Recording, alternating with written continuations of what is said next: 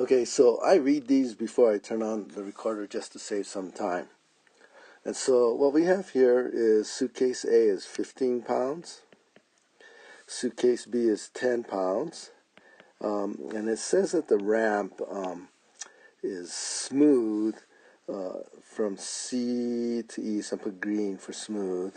And then it says from D to E it's rough, and it has a coefficient of friction along there of 0.4. So block A slides down the ramp, hits block B, and they both start moving forward, and has a coefficient of restitution at the impact of 0.3. And they want to know the velocity of A just before it impacts and the distance B slides before coming to rest. Okay, so this is an energy problem for A going down to E. And once it gets there, it's an impact problem. And we'll get the velocities just after the impact. And then after the impact, it becomes a work energy problem. Well, we get the distance that B slides before coming to a stop. So let me draw all those. So that's where it starts. The next step is just before the impact. Then we're going to have the impact. And then after the impact, we're going to do a impact problem. We'll get these new velocities. And then finally, we're going to figure out how far B moves before it stops. So those are all the steps. Let me call these 1, 2, 3, 4, and 5. Okay, so let's start this off. So from 1 to 2, it's an energy problem. And the reason I know that is there's no friction and there's height involved, and so there will be kinetic energy and MGH. And so what I'm going to do, it just makes sense to me that the floor will be the datum. So this will be, let me just sketch out again. This is 1, and this is 2. So we'll have V1, released from rest, is 0. H1 is 6 feet. V2 will be VA2 square, VA2, and H2 will equal 0. So we have T1 plus V1 will equal T2 plus V2. So T1 is 1/2 mv0 squared. Mgh is 6 feet. T2 is 1/2 mv2 squared plus mgh, which was 0. So we have that the m's cancel. Well, this is 0, that's 0. So then the m's cancel, and we get that V equals V2 equals the square root of 2 times G times 6 feet, using the correct units for G, 2 times 32.2 times 6 square root, and that equals 19.66 feet per second. Okay, and so then we're going from 2 to the impact to the velocities just after the impact.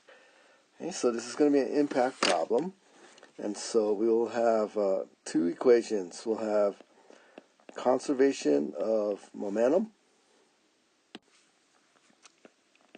and the second equation will be, let me write it over here, save some space, will be the V apart equals E times V together. Okay, so let's do conservation of momentum. So we're going from 2 to 4. So at 2, we have VB equals 0, and we have VA, we just did that, 19.66 feet per second. At 4, and this is going that way. So at 4, we have VB going that way, unknown, and we have VA going that way, unknown. Okay, so equation A, conservation of momentum. The mass of B, I'm going to just leave it in terms of mass. I'll write in the numbers later. Times 0 plus mass of A times 19.66 equals mass of B times the velocity of B afterwards plus the mass of A times the velocity of A afterwards. I'm taking everything positive to the left.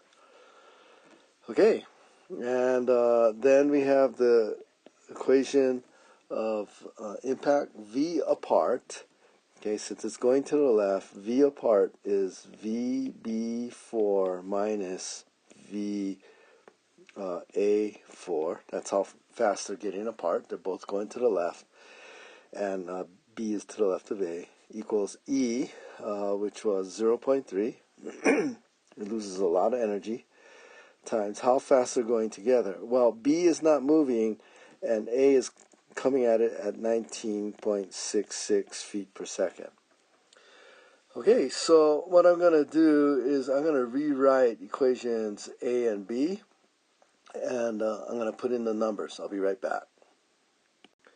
So the equations come out to be the mass of A, which is 15 over G VA, plus the mass of B, 10 over G VB, and this is velocity 4, will equal 15 over G times 19.66.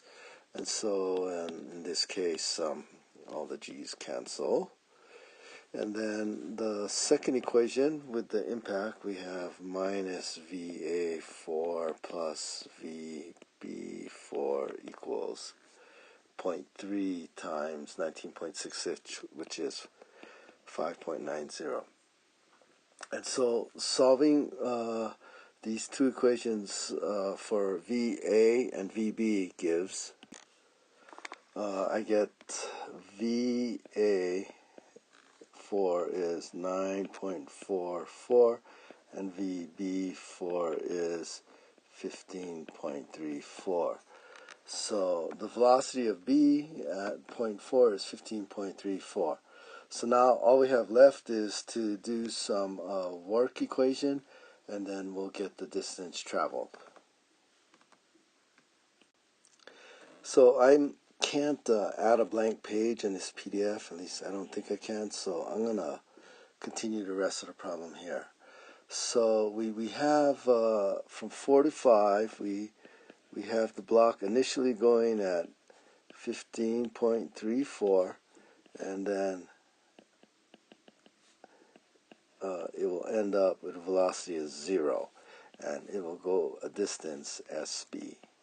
So there's no MGH change, no 1/2 kx squared, so I'm going to continue up here. So what we have is T1 plus the work done from 1 to 2 will equal T2. There's no potential energy in this problem.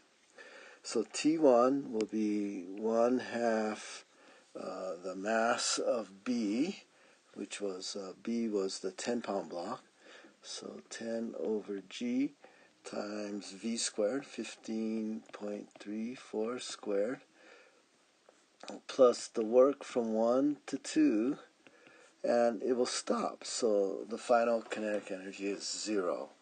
And so what we really need to do is get the work from 1 to 2, so actually we're doing 4 to 5, but 1 is where it starts and 2 is where it ends. Okay, so we need to draw a free body diagram of the block. There's the weight, the normal, and mu times the normal will equal ma. And so we know that from sum Fy equals 0, the weight equals the normal, so the normal will equal 10 pounds.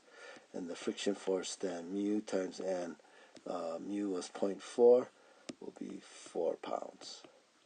So finally, the work done from 1 to 2, the friction is opposing the direction, so it will be negative work of 4 pounds times the distance SB.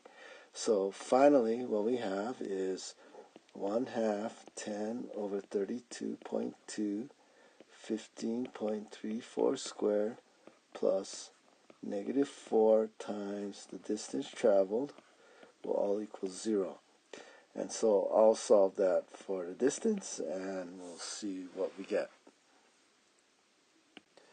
So I get SB equals 9.13 feet. So I have 9.13 feet for SB, and the velocity of A just before impact I had earlier as 19.66 feet per second. Okay, I'll check those and be right back.